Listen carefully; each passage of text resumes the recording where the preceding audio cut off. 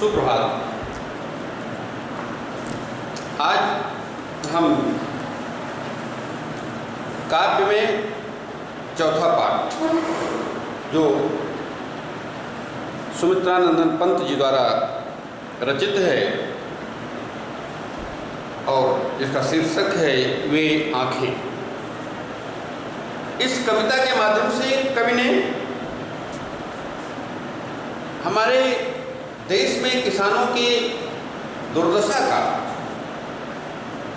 चित्रण किया है, वो भी उस समय का जब देश हमारा स्वतंत्र नहीं था, माने आज़ादी के पूर्व किसानों की क्या दशा थी, इसका चित्रण कवि ने यहाँ किया है और बताया है कि किसानों की आंखें सदा दुख और दीनता से भरी रहती हैं।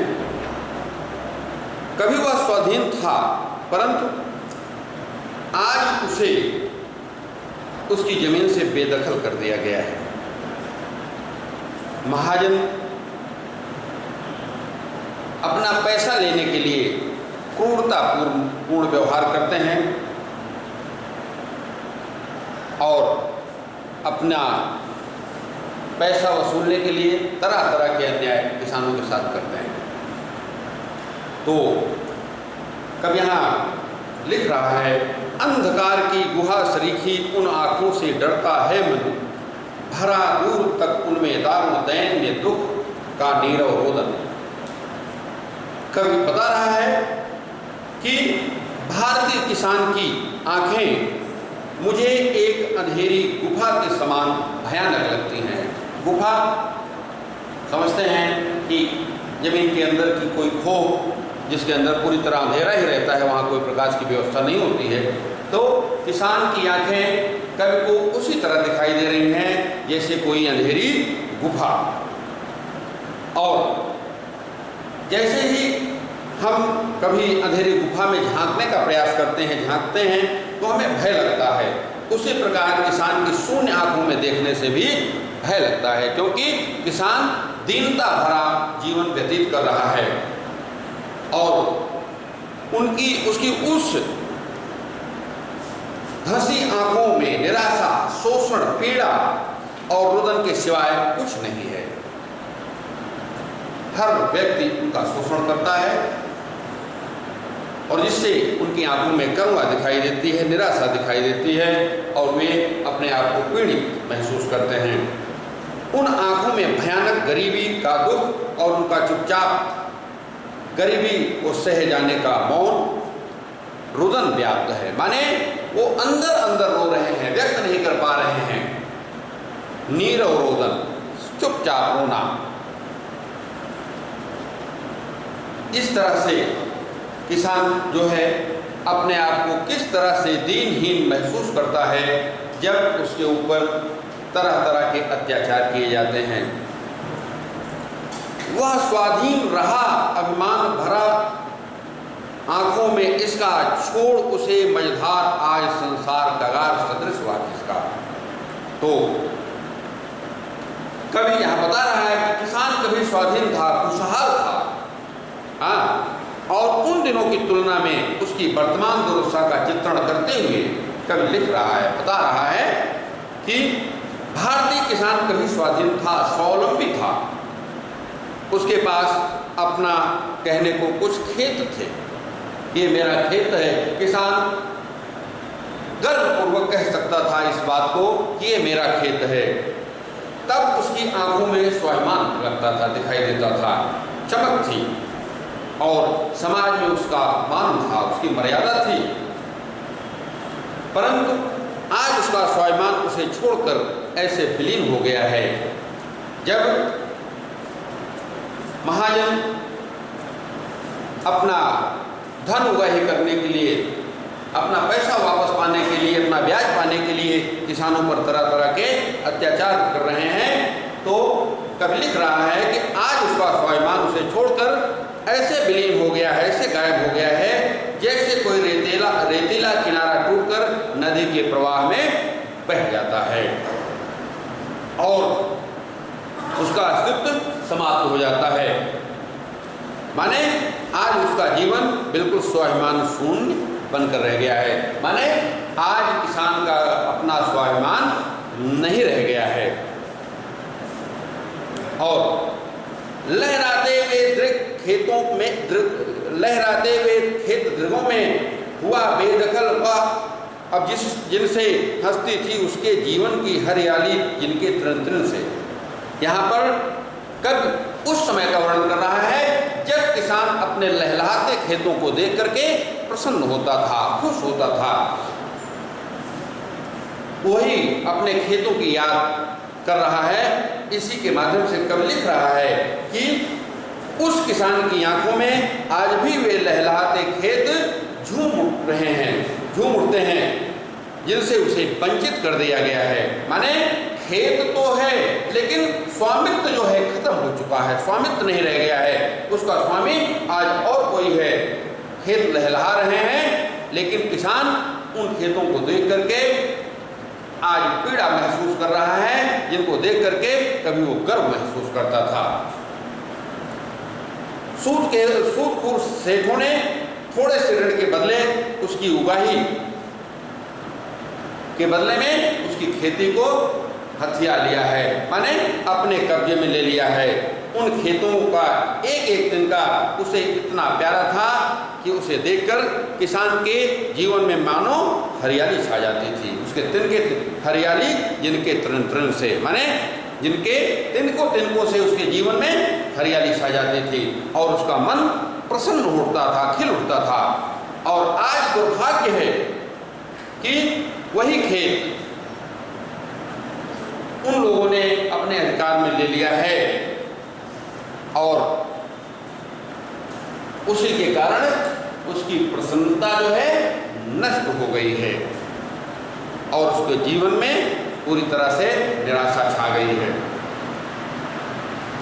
आंखों में ही घूमा करता वह उसकी आंखों का तारा, कारकुनों की लाठी से जो गया जवानी में ही मारा।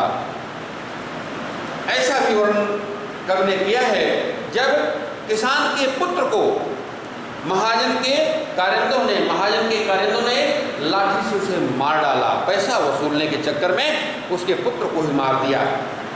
तो उस समय का वर्णन करते हुए कवि लिख रहा है कि किसान जो है अपने प्रिय पुत्र की जवानी में की गई हत्या को सोचता है, आंखों में ही घूमा करता था, जो आज भी उसकी आंखों में नाच रहा है। जो पुत्र जवानी में ही साहूकार के कारिंदों द्वारा लाठी से पीट करके मार दिया गया, इतना निर्मम प्रहार किया गया उन कारिंदों द्वारा कि किसान का पुत्र अपनी जान गंवा दिया। वह अपने प्रिय बेटे की क्रूर हत्या को आज भी उन आंखों में लिए दुखी हो रहा है और जब वो सोचता है तो वह घटना उसके आंखों में प्रत्यक्ष हो जाती है और प्रत्यक्ष होकर के उसके सामने नाचने लगती है। कारकुनों की लाठी से जो गया जवानी में ही मारा। बिका दिया घर द्वार महाजन ने न ब्याज की कौड़ी छोड़ी, रह आंखों में चुभती थी कुरकुही बर्दों की जोड़ी। किसान यहाँ बता रहा है कि कितना अन्याय हुआ, कितना अत्याचार हुआ उसके ऊपर। महाजन ने उसके बैलों की जोड़ी को कुर्क करवा दिया, नीलाम करवा दिया, बिका दिया घर द्वार। कर्जा चुकाने के लिए किसान को अपना घर बार सब कुछ बेच देना पड़ा। और यहाँ तक नहीं कि किसान ने अपने ब्याज का भी एक पैसा नहीं छोड़ा, एक भी कौड़ी उसने नहीं छोड़ी। जितना था पूरा वसूल किया। उसके लिए किसान को अपना घर बेचना पड़ा, द्वार बेचना पड़ा, बैलों की जोड़ी तक बिक गई, उसकी कुर्क करवा दिया, जो आज किसान की आंखों में रह करके पीड़ा दे रही है। और ये सब सोच करके किसान की आंखों में वेदना जाग उठती है। उजरी उसके सिवा किसे कब पास दुहाने आने देती, आंखों में नाचा करती उजड़ गई जो सुख की खेती। किसान के पास एक गाय थी सफ़ेद रंग की, जिसके बारे में वो बता रहा है कि वह गाय ऐसी थी जो उस किसान के सिवा उसका दूध कोई नहीं निकाल पाता था। तो किसान उसके ऊपर दुख व्यक्त करते हुए कह रहा है कि वह गाय जो मेरे सिवा किसी और को दुहने नहीं देती थी। किसान को अपनी गाय से बहुत प्रेम था, हाँ, और गाय भी उससे इतना प्यार करती थी, इतना स्नेह रखती थी कि उसके सिवा किसी को हाथ नहीं लगाने देती थी, अपने पास किसी को नहीं आने देती थी। और उसकी आंखों के सामने आज भी वह गाय का स्नेह उमड़ पड़ता है। तो बेचारा किसान आज इस सुखमय संसार से पूरी तरह उजड़ चुका है, लेकिन उसको फिर भी उसकी घर की, उसकी गाय की ये सब याद उसको आती रहती है। इस दीनहीन अवस्था में अगले पद में किसान की पत्नी की मृत्यु का वर्णन किया गया है, जिसकी पैसों के अभाव में कोई दवा दारू नहीं हो सकी। बिना दवा दर्पण के घरनी सुरग चली आंखें आती भर, देख रेख के बिना दुधमुही बिटिया 2 दिन बाद गई पर। कितनी मजबूरी है किसान के सामने कि किसान की पत्नी बीमार है और उसके पास इतना पैसा नहीं है कि वो अपनी पत्नी का इलाज कर सके। और सबसे बड़ी दुखद बात यह है कि उसकी एक दुधमुही बच्ची, माने दुधमुही बच्ची जो अभी सिर्फ माँ का ही दूध पीती है, वो भी है साथ में। लेकिन पत्नी के मर जाने के बाद 2 ही दिन बाद में उसकी वो बेटी भी मर गई। किसान कह रहा है कभी, किसान की पत्नी दवा दारू के अभाव में ही मर गई। वह इतना फटेहाल था, इतना गरीब था कि उसके पास अपनी पत्नी का इलाज कराने के लिए धन नहीं था, पैसा नहीं था। और यही सोच करके उसकी आंखें जो हैं आंसुओं से भर जाती हैं। पत्नी की मृत्यु के पश्चात उसी के दूध पर आश्रित उसकी नन्ही सी बिटिया जी जो थी, वो पूरी तरह से उसकी देखभाल नहीं हो पाई और उसे भी अकाल मृत्यु का सामना करना पड़ा। असमय उसकी मृत्यु हो गई। इस प्रकार यातनाओं ने उसे घेर लिया कि वह पूरी तरह से लाचार हो गया, मजबूर हो गया। बेटा मर गया है, लेकिन एक अभी पतोहू है उसकी पुत्रवधू। घर में विधवा रही पतोहू लक्ष्मी थी, यद्यप पति घातिन, पकड़ मंगाया कोतवाल ने डूब कुएं में मरी एक दिन। कोतवाल उसकी पतोहू को अपने थाने में बुला लिया। उस किसान के घर में उसकी विधवा पुत्रवधू बची रही, शेष रही। लोग उसे पतिघातनी कहते थे, क्योंकि पति उसके सामने ही मारा गया था। तो लोग एक कलंक लगाते थे कि तुमने अपने पति की हत्या करवा दिया, तुम्हारे कारण पति तुम्हारा मारा गया। और किसान कह रहा है कि ऐसी बात नहीं थी, पुत्रवधू मेरी लक्ष्मी के समान थी। लक्ष्मी थी यद्यप पतिघातिन, वह गृह लक्ष्मी के समान थी। उसे भी एक दिन कोतवाल ने बुलवाकर अपनी वासना से उसे भ्रष्ट कर दिया। थाने में बुलवाया और उसको अपनी वासना का शिकार बना लिया, जिसके कारण वह घर न आकर के कुएं में कूद करके आत्महत्या कर लिया।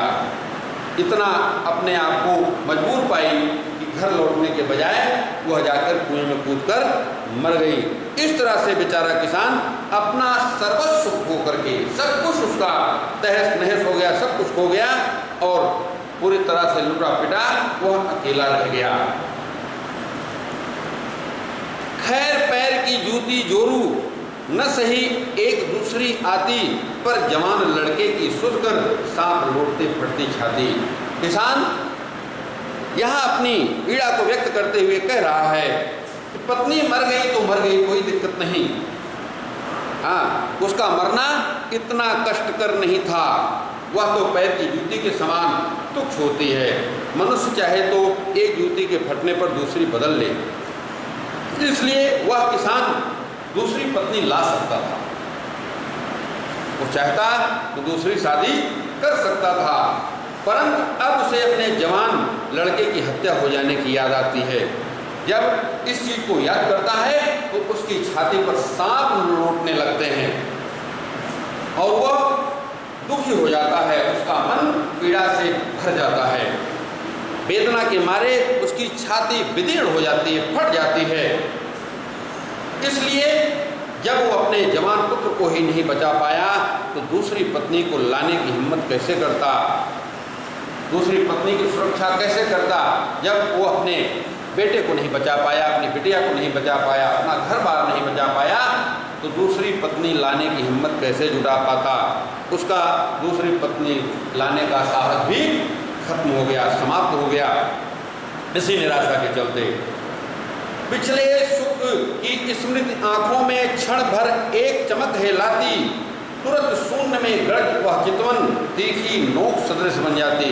किसान कह रहा है कि जब इन पुरानी बातों को मैं याद करता हूँ, जब अपने पुराने दिनों को याद करता हूँ, अपने सुख को याद करता हूँ, अपने वैभव को याद करता हूँ, तो उसे मुझे क्षण भर के लिए सुख और आनंद मिलता है। जब किसान अपने पुराने दिनों को, बीते दिनों को, जब उसके खेत थे, अपनी गाय थी, घर था, पत्नी थी, पुत्र वधू थी, सब कुछ था, बैल थे, जब उन दिनों को याद करता है तो उसे क्षणिक आनंद मिलता है, सुख मिलता है। लेकिन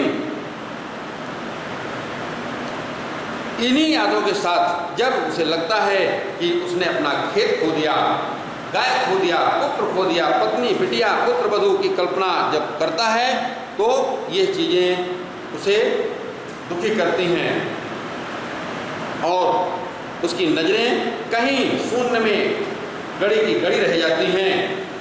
पूरी तरह से वो आकाश की तरफ देखता है और निराश हो जाता है। उसे एक एक जितना भी सब कुछ नष्ट हुआ है, एक एक करके सब कुछ याद आता है, तो वे सब स्मृतियाँ उसके लिए दुखदायी बन जाती हैं। शुरू में किसान अपना सब कुछ याद करता है, अपना बीता हुआ दिन याद करता है, जिसमें उसके खेत लहलहाते हुए, उसकी गाय, बैल, घर, पत्नी, पुत्र वधू, बेटा जवान था, वो भी सब याद करके उसकी आंखों में चमक आती है। लेकिन जैसे ही वो पुरानी बातों को याद करता है और नए समय को देखता है तो उसकी आंखों में निराशा के सिवा कुछ भी नहीं दिखाई देता है। ये यादें उसको और दुखी करने लगती हैं। दैट्स